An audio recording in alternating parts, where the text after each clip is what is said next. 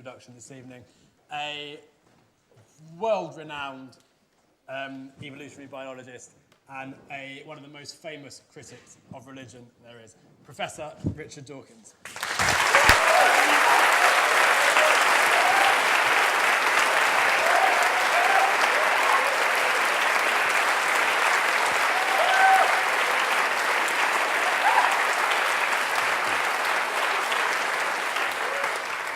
Mr. President, thank you. I must apologize to begin with for a sudden attack of clergyman's throat, which I've been trying to cure by sucking cough sweets, and I hope my voice doesn't give out before the end of my statutory 10 minutes. I'm not going to be talking about moral issues. Others have and will. I'm going to be talking as a scientist, passionate about scientific truth. So I won't say I don't really care whether religion has moral good effects or not. I do. But what I care about tonight, at least, is it true? And is it true really matters to a scientist? And I think it's almost a moral case that truth actually is important. My text is taken from the book of Psalms. The heavens declare the glory of God, and the firmament showeth his handiwork. That's the kind of God I could go for, the kind of God I would have gone for if I'd lived before Darwin, the kind of God I did go for as a young man when I was, as St. Paul said, when I was a child. I spake as a child, I understood as a child. How does it go? But when I became a man, I put away childish things. I could go for a God whose primary business was to create the cosmos, to set up the laws of physics, to twiddle the knobs that fine-tune the physical constants in such a way as to foster the eventual emergence of biological evolution. Such a God, a grand God, the God of the cosmos, the God of the physicist, the God the hypermathematician, God the master architect, that would be a God worth worshipping. Probably not worth praying to, for that sort of cosmic God, worthy of proper reverence and respect, would have better things to do than bother himself with the trivia of human prayers and human sins and human preoccupations. The sort of God I would not feel like worshipping would be one who, far from fixing his thoughts on his magnificent creation, was instead obsessed with sin. Sin, sin, sin, sin, sin. The obsession of the Christian God. Interested in nothing but the sins, including private acts, which do nobody else any harm, of the members of one particular species of old world primate.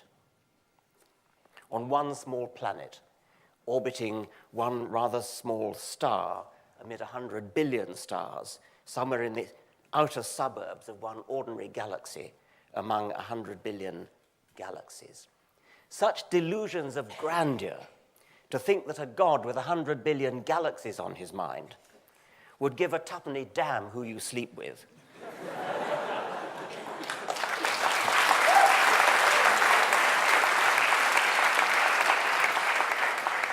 or indeed whether you believe in him.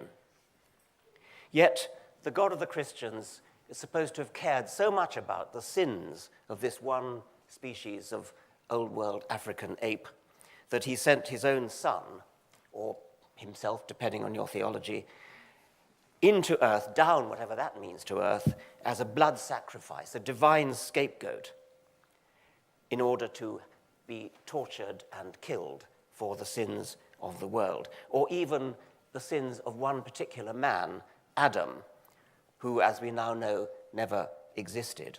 A somewhat empty gesture to die for the sins of somebody who never existed. But although modern sophisticated theologians, of course, don't actually believe in Adam, they do still seem to pay lip service to the idea, more than lip service, rather strong service, to the idea of original sin. We are suffused with sin. We're born in sin. We are sinful unless we plead forgiveness. That is not a very humane, not a very pleasant, not a very moral doctrine. And I think that the idea of the blood sacrifice is perhaps even worse. I'm mentioning only Christianity because that's the only religion I know well. It's part of my culture. I'm a cultural Anglican. Grateful, by the way, to be a cultural Anglican when you look at the competition. If I were a cultural Muslim, I'd probably have something to say about that faith's appalling treatment of women, appalling attitude to women, as well as various other moral points. But I want to go back to the God that I said I could go for, God the physicist, God the mathematician, God the all-wise cosmologist, God the immortal knob twiddler, who knows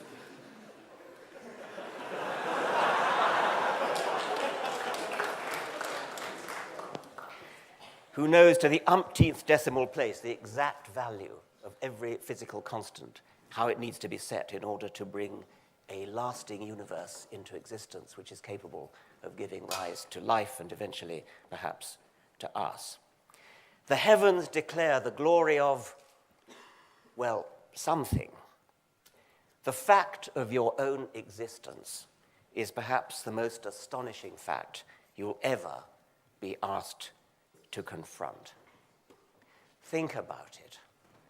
The laws of physics, which just tell you how atoms interact with each other, how fields, how forces interact with each other, have somehow managed to give rise to trees and kangaroos and monkeys and bush babies and us, a species capable of having a brain big enough to reflect on our own existence and work out where we came from and why.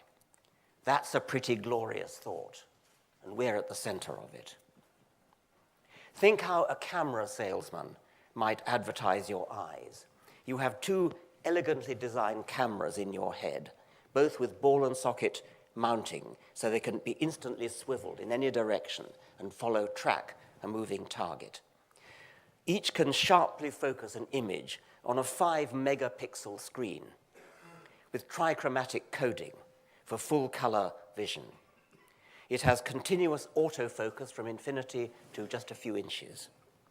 It has an auto-stopping iris diaphragm that can handle many orders of magnitude of luminosity change. It's a dual-mounted system with sophisticated computer hardware and software in the brain to bring into register the two images and form a stereoscopic images. I mean, what an astounding fact that is.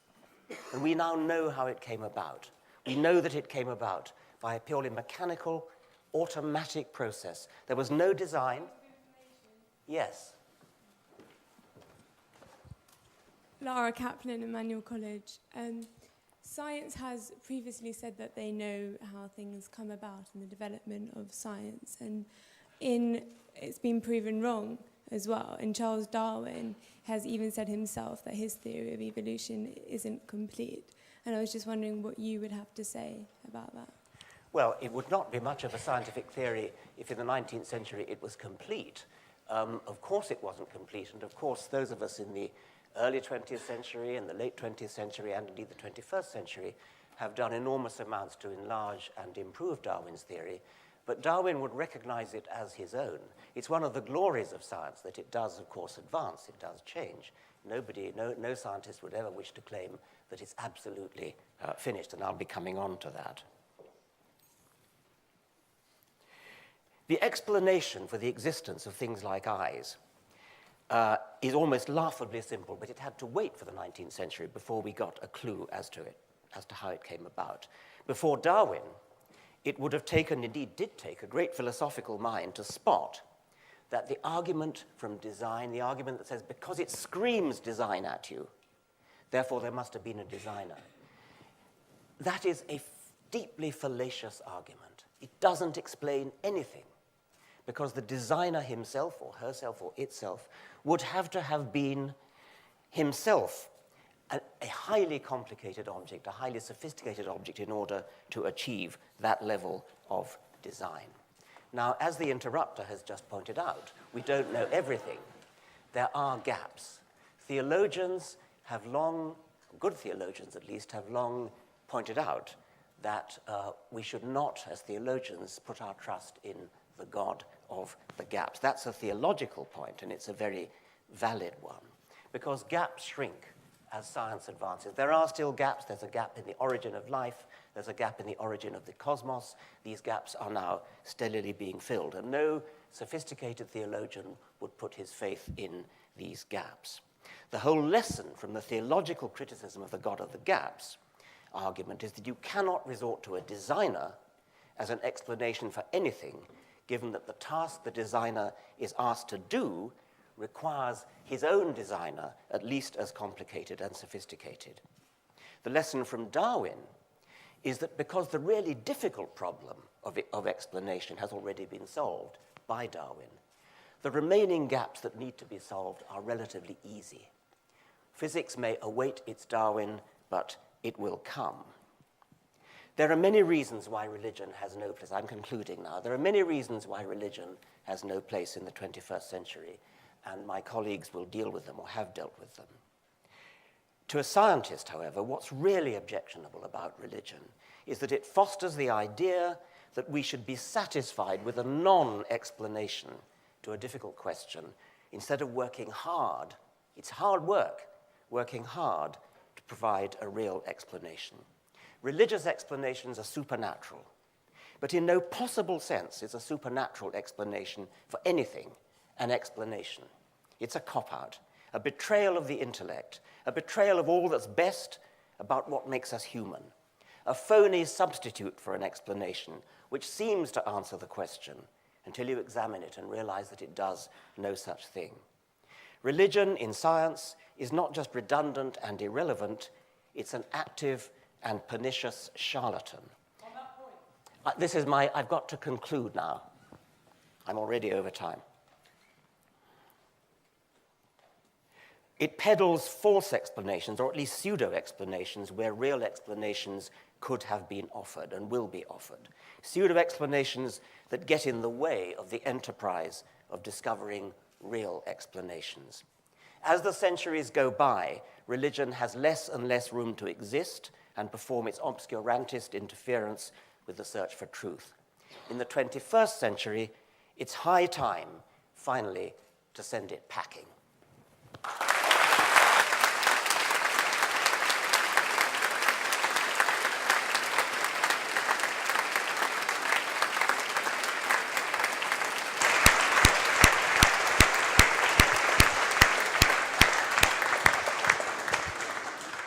Thank you, Professor. Continuing the case for the opposition is a renowned writer and Professor of Islamic Studies at Oxford. He's president of the European Muslim Network and has been known as the Muslim Martin Luther. Professor Tariq Ramadan.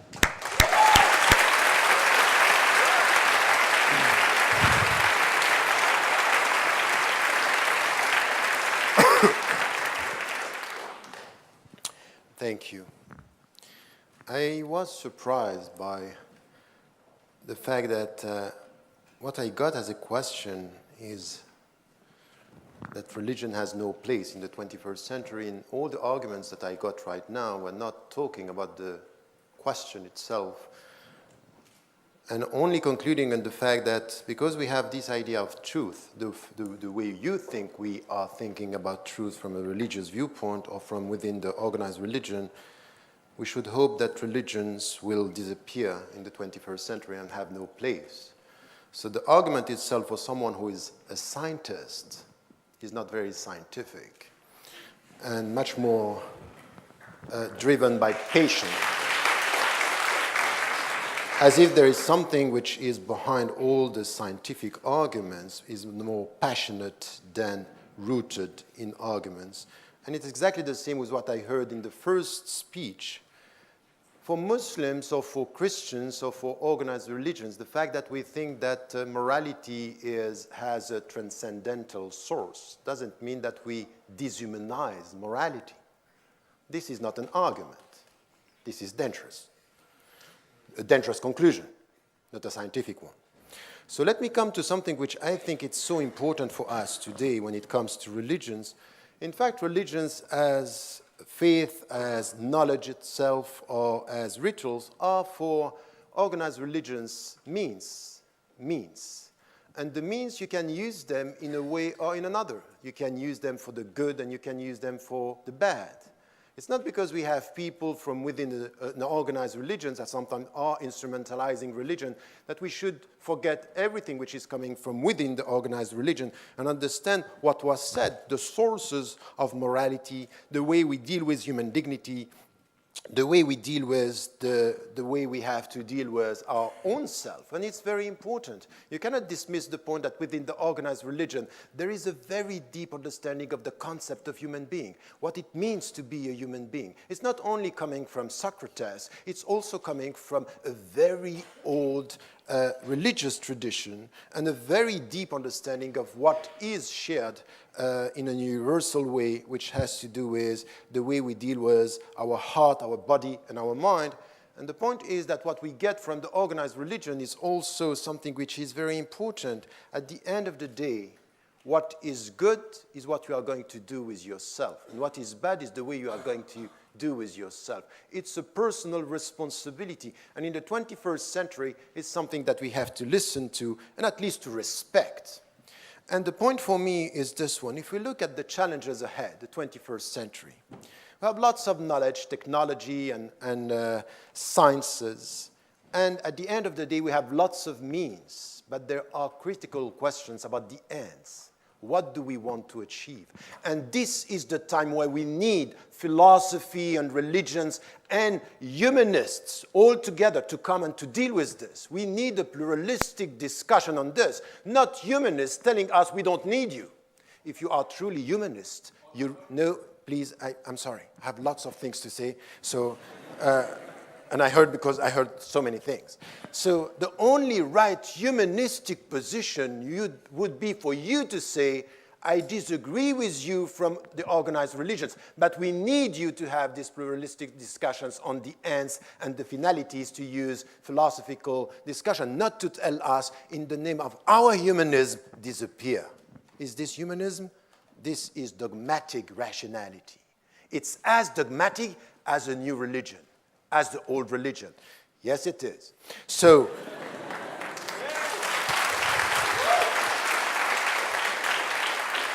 my point here is to say something which is essential, which was said by Dr. William. It's so important. Yes, the contemporary world, our 21st century, needs religions to be involved in this discussion, because at the end of the day, what is coming from the organized religions, of course, we will find people, and we can keep on having anecdotes about 7/7 and Inquisition. You will always find in history something to prove your point. But at the end of the day, you have to look at the other side of what religions, organized religions, provide our humanity with. And this is something which is also important. In our century, what we need is a discussion, a deep discussion about the ends, in order to come to talk about the human dignity. But I would say that religions need what is happening now in the 21st century. And we have to engage with religions. And all what you are saying is not about sitting down and saying this religion, and to essentialize religions by saying they are bad with women, they are bad with this, they did this. That's not a discussion. That's ridiculous. It's not going to be the answer to our discussion today. The answer to our discussion is, let us engage with religions and let us engage with dogmatic rationality and scientism, in a way which is telling us what are the ends, what do we want to achieve. What I want from within an organized religion is you. I need you, by the way. I need you. Because you are helping me to deal with my own fellow brothers and sisters in the religious communities, to say, I don't want people to instrumentalize my religion. I don't want formalism. I don't want dogmatism. I want you to challenge me in order for me to come back to my religious brothers and sisters in humanity as well, to be able to come with a better understanding. And you know what? You need me. You need us, in order not to come to this arrogant attitude to look at people, because implicitly in all you are saying, there is a superiority complex. The way you deal with religions is, we are backward. And we need each other because we are not facing the world the way it is. And I think that this is problematic. Because what I see in this, it's dogmatism. I don't know where I am in my time. So I would say that in this discussion today, when we need each other and we have to engage with religion, it's also to come in this discussion in the 21st century to question the very essence of religion. And, okay.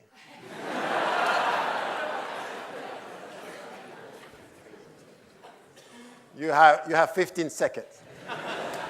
If you say we need to engage in an open discussion with both religious people and atheists, then what would you say to the prolific record of all religions in the past and today evangelizing, trying to convert people to their own beliefs, and also educating children, and not just their own children, but also others in religious schools, trying to convince them and teach them that that is the one true way to believe? I think that...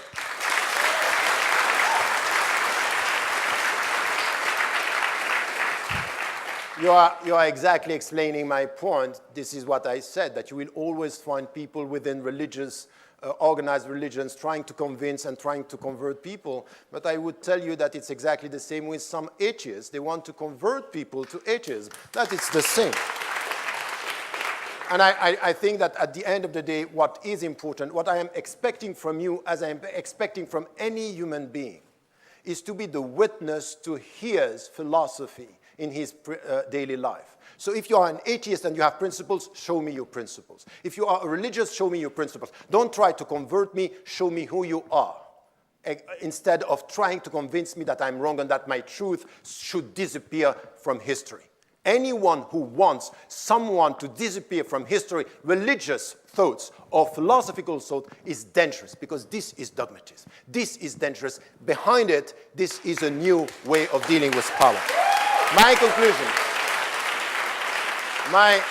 conclusion is to say, if I come to what is needed to our world today, to our world today in the contemporary world, is very much to look at what religions can provide us with. And when, for example, and you know, in organized religion, it's not only something which has to do with community, it has to do with community, and it has to do with individuals. So when it comes to something that I learned from within a tradition, I'm dealing with scientific truth, philosophical truth, and I'm acknowledging the fact that we don't have one final answer, and even Richard Dawkins cannot prove that God doesn't exist. So when he doesn't prove this, let us come to what is our way of life. In religious traditions, we find a way of educating yourself, know who you are and not only what you have, something which is very needed in our consumerist societies, that we need something which is questioning the very end and purpose of our human life.